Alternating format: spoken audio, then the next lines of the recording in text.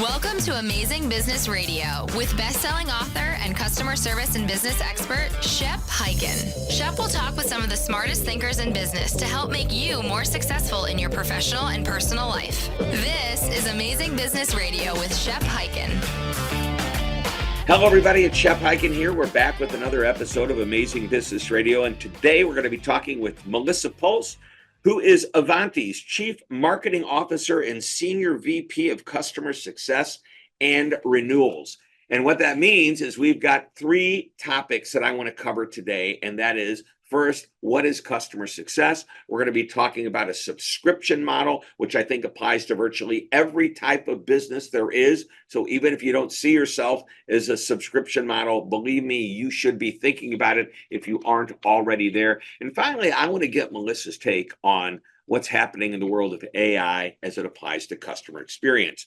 And before we get into that, a quick announcement. If you've got an amazing story that you want to share, please reach out to me on any social channel because I'm pretty much everywhere. And if you have a question you'd like me to answer about customer service and experience, reach out on those same channels. If you do, use the hashtag AskShep. I'll answer the question right there in that social channel. I might do it on this show, or I might answer it in my newsletter, the Shepherd Letter. And everybody can subscribe to that at no charge. All you have to do is go to my website, Hyken.com, Hyken.com, and you can subscribe there. Again, no charge. And by the way, while you're there, every year I do annual customer experience and customer service research. It's free. Just click on the research tab, download it. You don't even need to give me your email address to get it. I want you to have it. It will help you make some really good informed customer service and experience decisions. All right, let's jump into our interview with Melissa Puls. Melissa, welcome to the show. Thank you, Shep. Thrilled to be here. So we're going to talk about your role in the whole customer service experience space, your actual title, and I love it. It's Customer Success and Renewals for Ivanti. And before we get started, just a quick little elevator pitch concept of what Ivanti is. Sure. Great, Shep. Thank you. So Ivanti is an AI-driven platform that allows our customers to manage, automate, and protect any of their IT assets from wherever they're working from the biggest companies all the way down to the smallest ones. And when you say protect, we're protecting them from the nefarious people out there trying to hack, trying to steal data, trying to corrupt. Trying to corrupt your system, your infrastructure. We protect our customers from those enemies out there trying to get into your systems. So you're selling a product that requires you to make a sale, and it's a subscription model, yes? Correct. Great. That's right. Cloud software as a service. Model. Yep. Mm-hmm. And the goal is when it's all said and done, they love you so much, the product worked. If they needed you for help, you gave them the right support. And then at the end of a term, the word renewal comes into play. Correct. Yep. Yes. And they renew that subscription. That's right. That's right. And my job is a little bit unique in that I lead marketing as well, Shep. So I lead marketing as well as customer success and renewal. So my job is not only to attract customers to us, but to ensure that they adopt and fully utilize the solutions that they have from us and ultimately stay customers for their lifetime. Really, that's the goal. I love that. Now, I detected a slight accent when we started talking, and you said, yes, you're up there in the Cape Cod area. And you used to talk about how that accent was much thicker than it is now. And I'm only asking you this because, like, is that from Boston? Is it from, like, what part of, and then you're going to hear why. Okay. I'm leading into something that's going to make sense in a moment. All right. Well, let's see if So I grew up in Boston, born and raised in the Boston area, and I'm actually a second generation chief marketing officer. My mother was a chief marketing officer of a little company called Kronos back in the day. So this whole software world kind of is entrenched in my blood. But my father was from Gloucester. My mother was from Maryland. So I say things like wash the car and like, what the heck are you talking about? You can barely understand me, Shep. Wow. Well, that's good. All right. So Boston, yes. Harvard, Dr. Ted Levitt, senior professor at Harvard Business School. And this is what he said. And you just kind of nailed it right there. You said, your job is to acquire and to keep your customers. Ted Levitt says the job of any business is the acquisition and the maintenance, the getting and the keeping of customers. So just yesterday, I was doing a speech for a client, and I asked the question, what's the function of a business? I was kind of leading them, and everybody goes, to make money. Okay. Not everybody, but I would say 90% of the people there. And by the way, that's the typical answer we get. And Ted Levitt says, no, that's not the function of the business. The function of the business is what you do, Melissa, get and keep your customers. However, the goal of the business is to make money.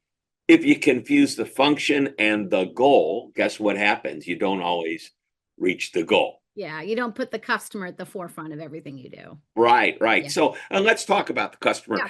You lead customer success. And what I want to do is define for our listeners so there's no misunderstanding about what customer success is, what the customer success department, if you want to call it that, is. Yeah. So we have a department of really talented people that wake up every single day thinking about how to ensure their customers are fully adopting the solutions that they've purchased from you, that they're getting those business outcomes that our sellers and marketers did such a great job of pitching to them, right? You're buying this product to solve this problem. Customer success makes sure that you are indeed getting those outcomes that you expected. And if you don't, for some reason, the customer isn't getting the outcomes that they desire, that they anticipate that that's happening, and they put all hands on deck to identify the risk associated with accounts and solve those problems for them before they become at risk of churning and going someplace else. Perfect explanation. So when does the customer success department, I realize there's overarching thinking, okay, what can we do to make sure there are no problems? When do customers typically interact with the customer success department, or do they ever interact with them? They do. So for us, the customer success is assigned the minute a deal is signed. So if a customer, once they've agreed to become a customer of Ivanti, depending upon the size, because we have customers that are really big and small customers as well, they get a customer success manager who works with them to ensure that the adoption of that product went well. And then from there, they continue to get the outcomes they expected. And we have customer success managers that stay on accounts for years and years and years. And they're the go-to people, not just to, hey, I got this problem. Can you solve this thing for me? But the more strategic conversations like, oh man, this new thing is happening out in the industry. Does Ivanti solve for this? And are we fully utilizing Ivanti in the best way we can to solve for X, Y, and Z issue? So they engage very early on, and they stay with them all the way through the life cycle of that account. So Melissa, if this customer has a problem, do they call their customer success contact, or do they call somebody in the support world? If they have a technical problem that's some sort of a technical issue of any kind, they will call support and put in a support request. Absolutely. No doubt about that. And they should do that. That's what all customers should do. But the customer success manager is there to make sure that issue was resolved all the way through to the end, and that we can kind of put an exclamation point on it that you got over that whatever issue you were having. So yes, they go to support, but our goal is to anticipate those problems before they even have to go to support. And that's a beautiful thing, proactive service, which means the service never really is an issue.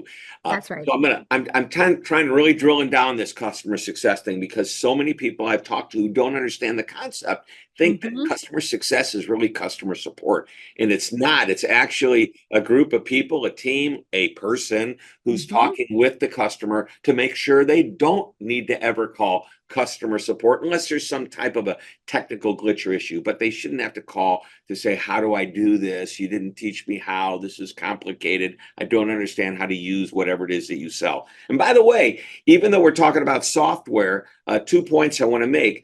I remember sitting down with my salesperson who I just bought my car from, and they're going over every little cool thing in the car. So I get to take advantage of all these great new technologies that have been put into my car. And that is in a form, a customer success meeting, right? That's exactly right. That's exactly right. And listen, if you're not fully utilizing all of those really sexy things that are on your car, right? and you don't fully take advantage of everything that's there, the next time you go to buy a car, those things aren't that important. And you may purchase a car that doesn't have those things because you didn't really understand the benefits of them. And that's what customer success people are looking to do. Are you fully getting the benefits that you expected to get? How are those being measured? And are we in a position to really share that all the way up and down your stack of executives within your company to make sure that they know you're getting the value? So you don't go buy any other car, but the one Right. we have. Right, and done right. I mean, why would you want to go and not and take a chance on any other type of Yeah. manufacturer, even the dealership? Let's Yep. also, before we jump on to another topic, I want to talk about this whole subscription model thing, because Mhm. software as a service means you pay a monthly or annual fee, or maybe there's a longer contract that says you're going to do business with us. And hence, part of your job is renewals, which means you're going to renew.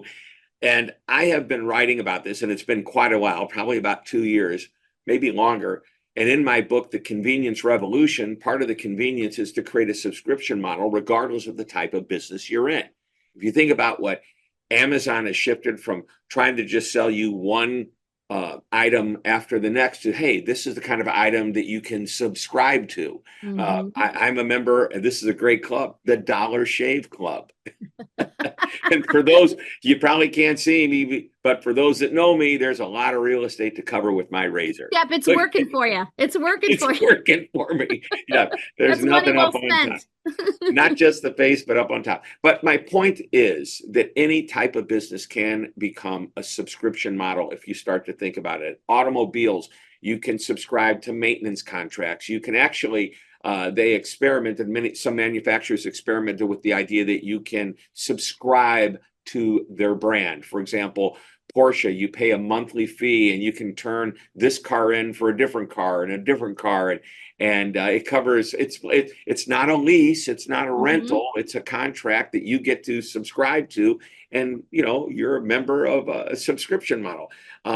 The key is to create the model that gets you to come back. And if for some reason you can't figure it out, how you can become a subscription model, then think of renewal as just the next time the customer comes back, whenever they need whatever it is that you sell. Yes. That's right. That's exactly right. Yeah.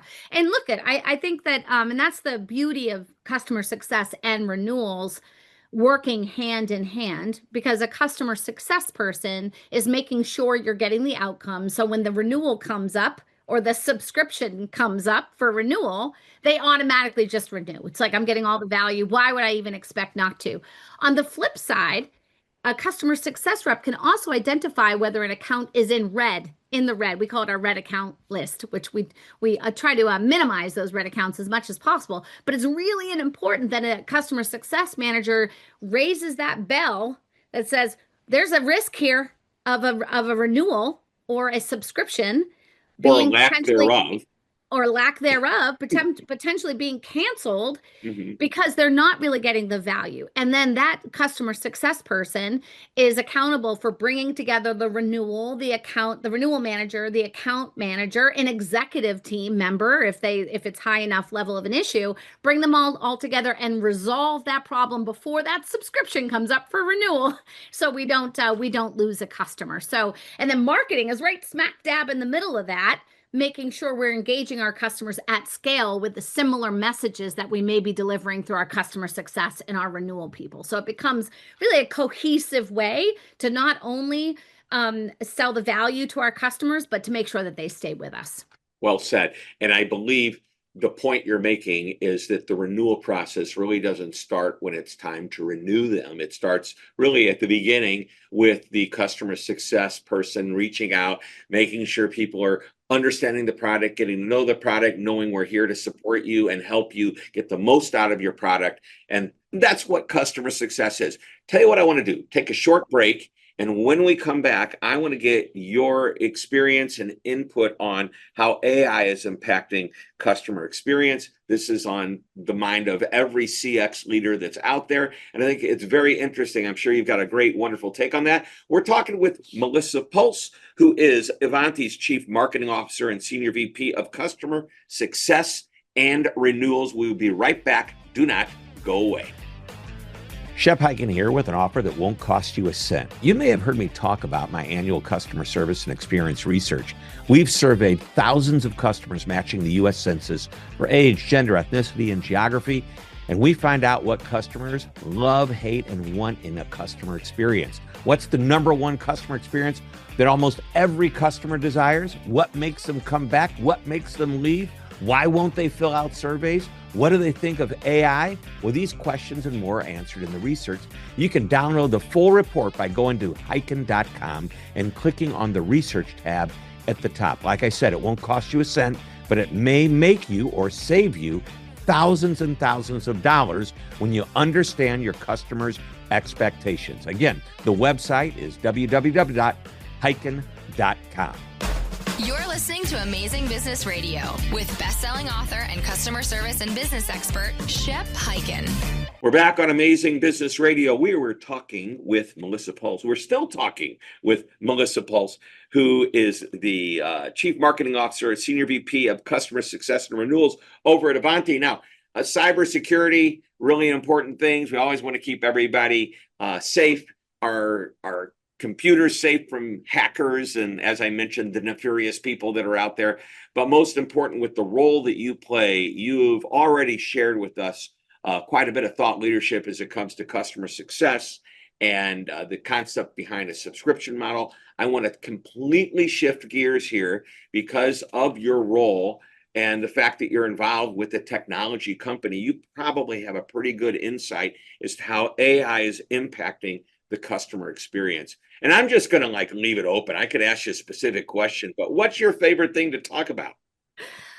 My favorite thing to talk about, related to this topic, by the way. Yeah, you might want to talk about, wife or husband, kids, whatever, family. I have 5 kids, a blended family of 5 kids, Shep. I could go on for a long time. Wow.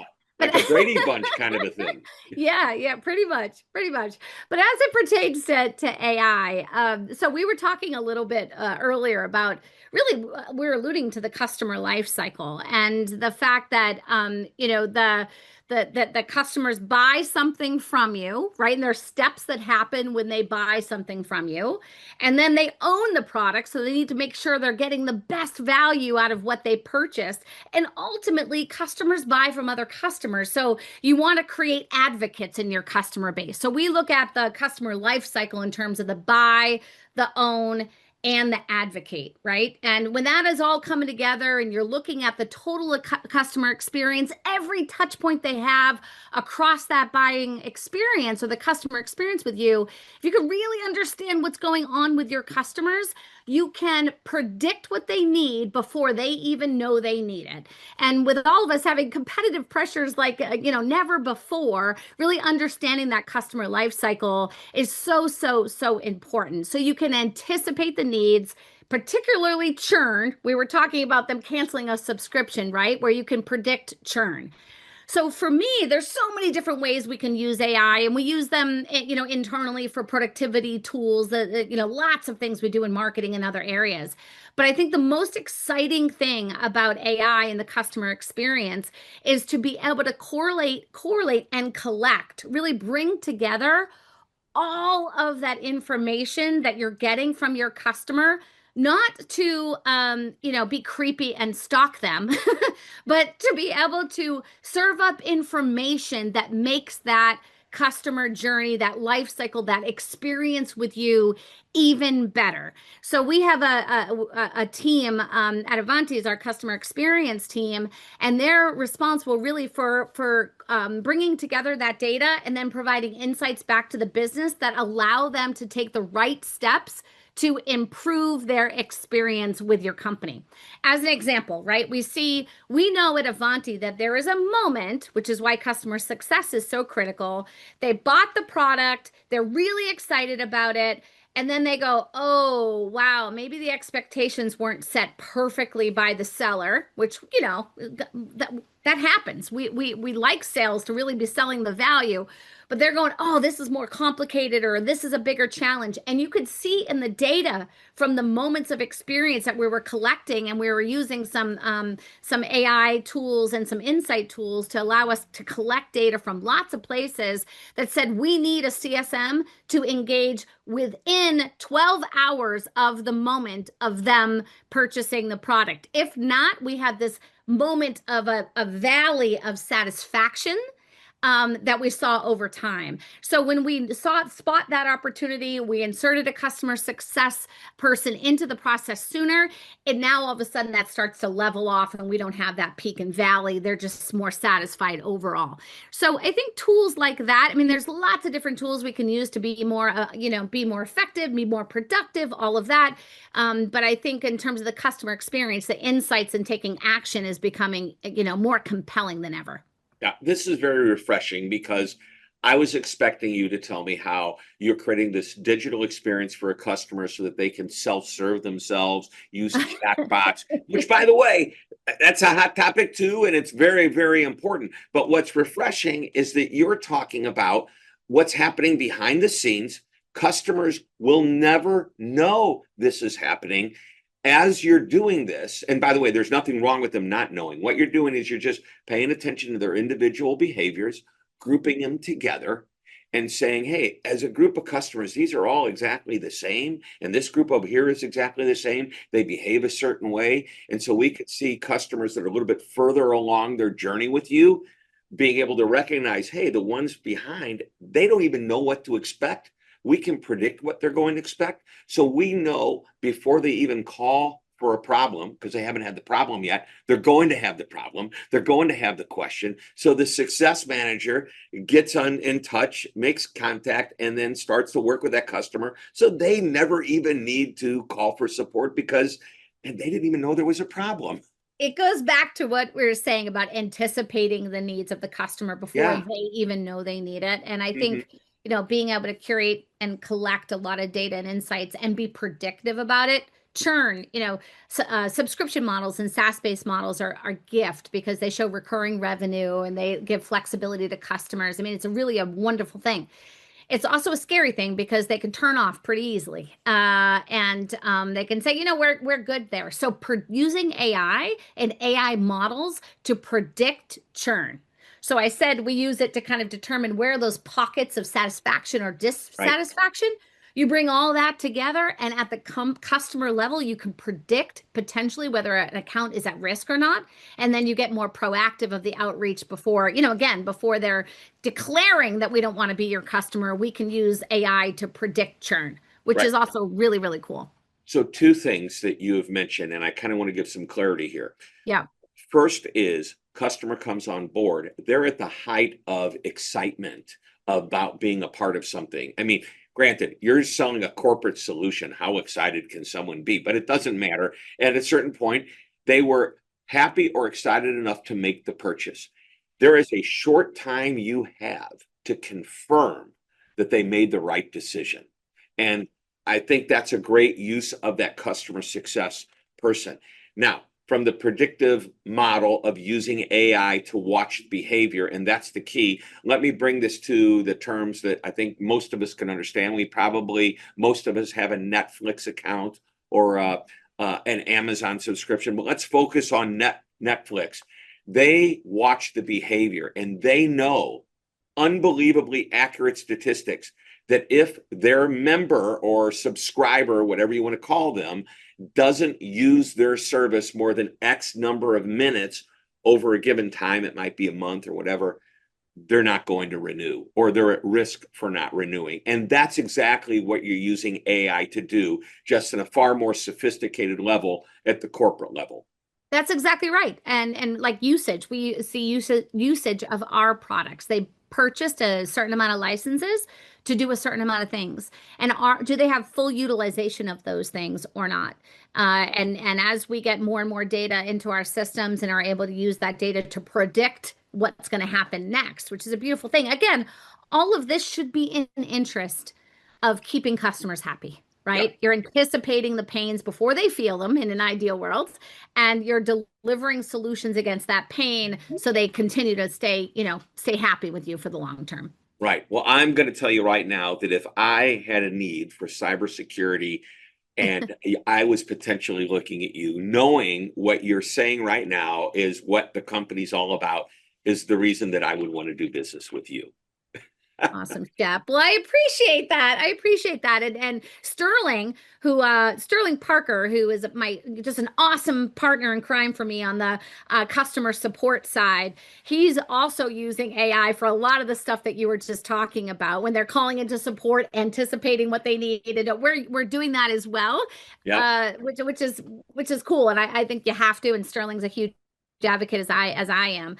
I like to think about AI in terms of experience and improving the experience overall. So yeah, it's great to be a part of Ivanti and great to be here with you as well, Shep. Well, thank you. Well, I have one final question for you. Yes. You know it's coming. What nugget of wisdom have you held back that you want to share with us, or is there something you want to reiterate?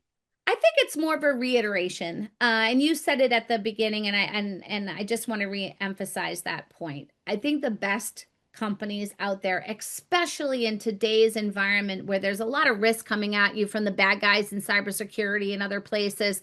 The end of the day, if you're putting your customer at the center and their experience at the center of everything that you do, that is the way that companies are going to grow today and into the future. So I'm a big believer in that. Don't forget to put them in the center, and their life cycle is really what it's all about. Yeah, love that idea. And this is why we call it Amazing Business Radio. You have given us a wealth of information. Thank you so much for being on the show. Thanks, Shep. Great to be here. All right, everybody, that wraps it up. Another episode of Amazing Business Radio. We'll be back next week with another great interview. Until that time, this is Shep Hyken reminding you to always be amazing.